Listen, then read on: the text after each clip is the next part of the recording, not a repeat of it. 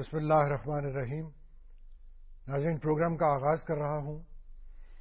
قرآن مجید میں ایک آیت ہے جسے آیت الکرسی کہا جاتا ہے۔ اللہ لا الہ الا هو الحی القیوم، اور آگے پوری آیت۔ اس آیت کے بارے میں احادیث میں آتا ہے کہ حضور اقدس علیہ الصلوۃ والسلام نے ارشاد فرمایا کہ قرآن مجید کی سب آیات سے افضل آیت یہی آیت الکرسی ہے، اور اس کے دعا ہونے اور انتہائی پرتاثیر دعا ہونے کے بارے میں حضور اقدس علیہ الصلوۃ والسلام نے ارشاد فرمایا کہ جس گھر میں یہ پڑھی جاتی ہے رات کے وقت شیطان اس گھر سے نکل جاتا ہے۔ اس طرح گھر کی حفاظت کے لیے یہ اس امت میں 1400 سال سے پڑھی جا رہی ہے اور مجرب نسخہ ہے، اور بزرگ یہی بتایا کرتے تھے کہ حفاظت کے لیے رات کے وقت اگر اس آیت کو پڑھ لیا جائے تو گھر کے گرد ایک حصار قائم ہو جاتا ہے، اور کیونکہ یہ ایک اضطراب کا اور بے اطمینانی کا دور ہے اور عدم تحفظ کا دور ہے، اس لیے یہ انتہائی آزمودہ نسخہ اس دور میں استعمال کرنا چاہیے۔ ناظرین، میں آج کے پروگرام کے موضوع کی طرف چلتا ہوں۔ قرآن مجید میں اللہ تعالیٰ ارشاد فرماتے ہیں کہ وَمِنَ النَّاسِ مَن يَتَّخِذُ مِن دُونِ اللَّهِ أَندَادًا يُحِبُّونَهُمْ كَحُبِّ اللَّهِ وَالَّذِينَ آمَنُوا اشد حبًا للہ۔ لوگوں میں سے کچھ ایسے ہیں جو اللہ سے ہٹ کر اوروں کو اس کا ہم پلہ ٹھہرا لیتے ہیں۔ یحبونہم کحب اللہ، پھر ان سے ایسی محبت کرتے ہیں جیسی محبت اللہ تعالی سے کی جانی چاہیے۔ والذین آمنوا اشد حبًا للہ، اور جو صحیح معنوں میں مومن ہیں انہیں اللہ تعالی سے شدید ترین محبت ہوتی ہے۔ ہم پلہ ٹھہرا لیتے ہیں اوروں کو اللہ کے سوا۔ یہ فرد جرم اللہ تعالی عائد کر رہے ہیں، اور یہ فرد جرم کیوں عائد کر رہے ہیں؟ یحبونہم کحب اللہ، ایسی محبت کرتے ہیں جیسی محبت اللہ تعالی کے ساتھ ہونی چاہیے۔ اس بنا پر یہ فرد جرم ان پہ عائد ہو رہی ہے۔ معنی یہ ہے کہ ہر وہ چیز، ہر وہ ہستی جسے ہم یوں اپنی محبتوں کا مرکز بنا لیں جیسے اللہ تعالی کی ذات کو بنانا چاہیے، تو پھر وہ چیز، وہ ہستی ہمارا بت بن جاتی ہے، ہم اس کے پجاری بن جاتے ہیں۔ یحبونہم کحب اللہ، ایسی محبت جس شے سے ہو وہ بت بن جائے گی، وہ معبود بن جائے گی۔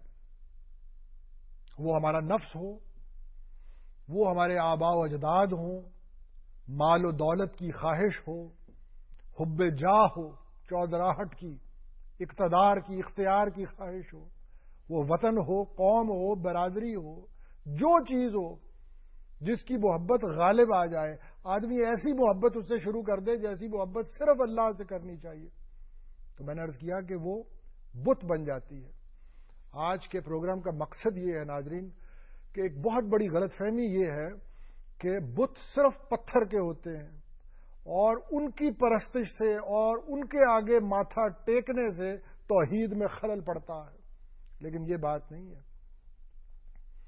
ہر وہ شے جس کی محبت اللہ کی محبت میں غالب آ جائے وہ بت ہے، اور آدمی اس کی پرستش کر رہا ہے اور اس سے توحید میں خلل پڑ رہا ہے۔ مال و دولت یہ بھی بت ہے، اس کی محبت بھی غالب آ جاتی ہے۔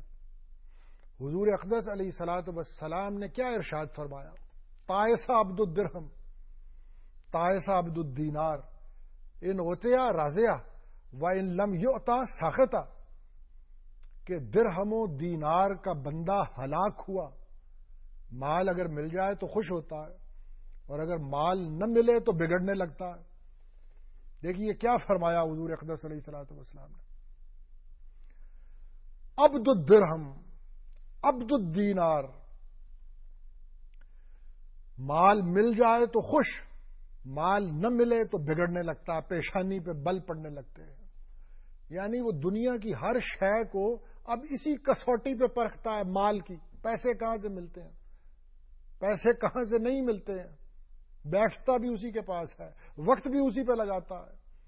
سب اس کے رویے یہی فیکٹر ڈٹرمن کرتا ہے مال کہاں سے ملتا ہے.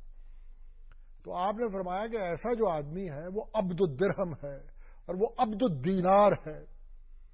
حضور اقدس علیہ الصلوۃ والسلام اس بات کو کسی اور طریقے سے بھی بیان فرما سکتے تھے، لیکن آپ نے لفظ عبد استعمال کیا یہ سمجھانے کے لیے کہ وہ آدمی عبد الدرہم ہو گیا ہے، عبداللہ نہیں رہا ہے، وہ اللہ کا بندہ نہیں رہا، وہ درہم و دینار کا بندہ بن گیا ہے، وہ کوڑیوں کا اور دمڑیوں کا بندہ بن گیا ہے.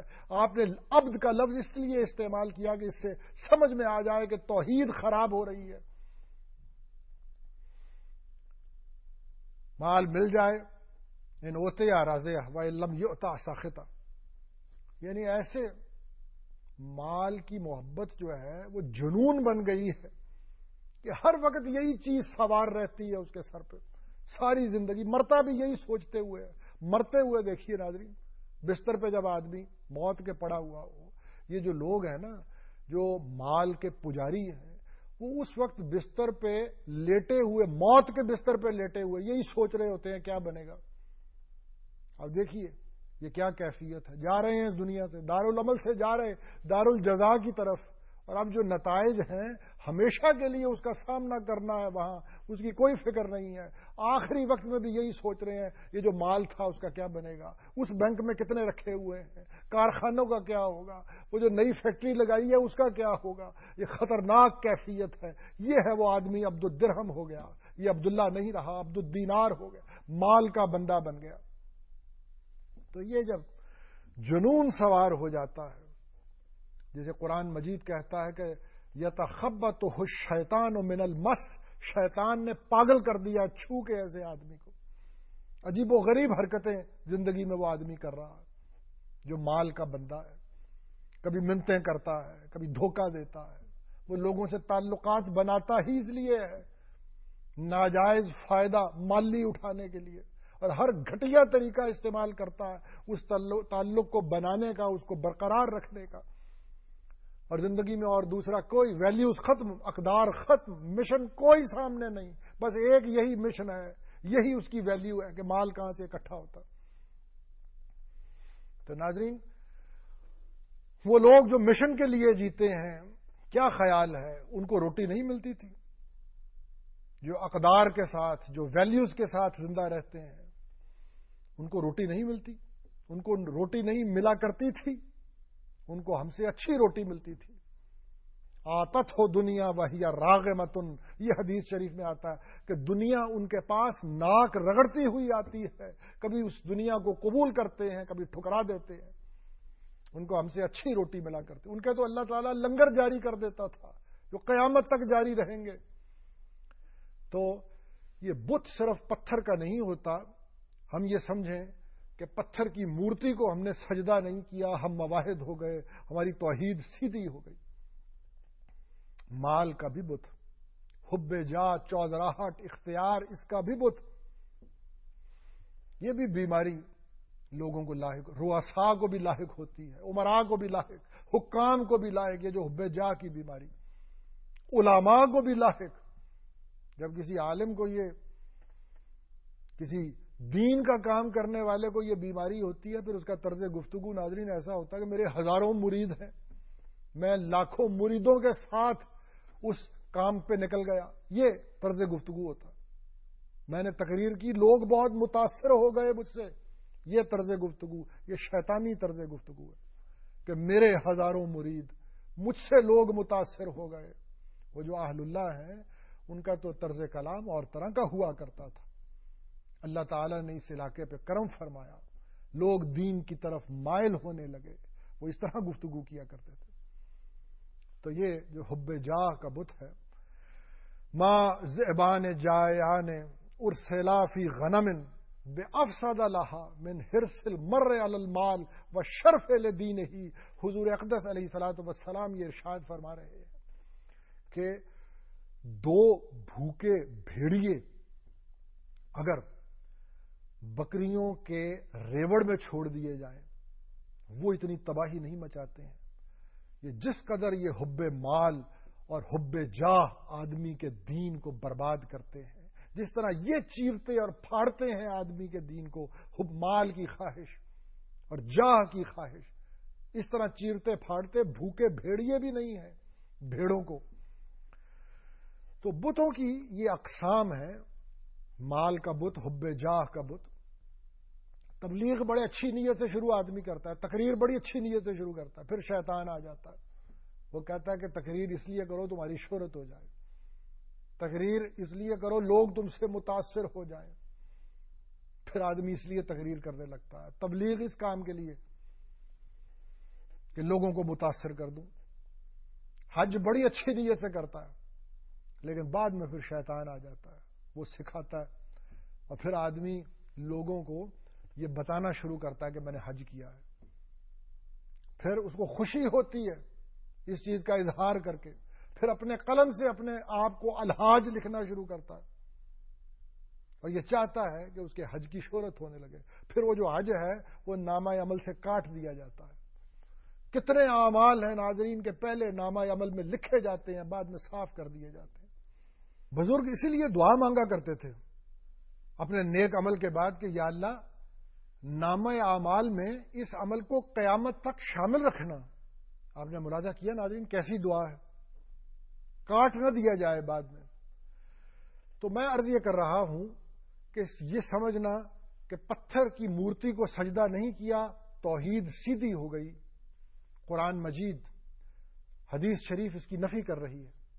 ایک قول ہے اولیاء کا کہ من شغل کا عن اللہ فہو سنمو کا، کہ جو چیز تمہیں اللہ سے غافل کر دیتی ہے وہی تمہارا بت ہے، تم اس کے پجاری ہو.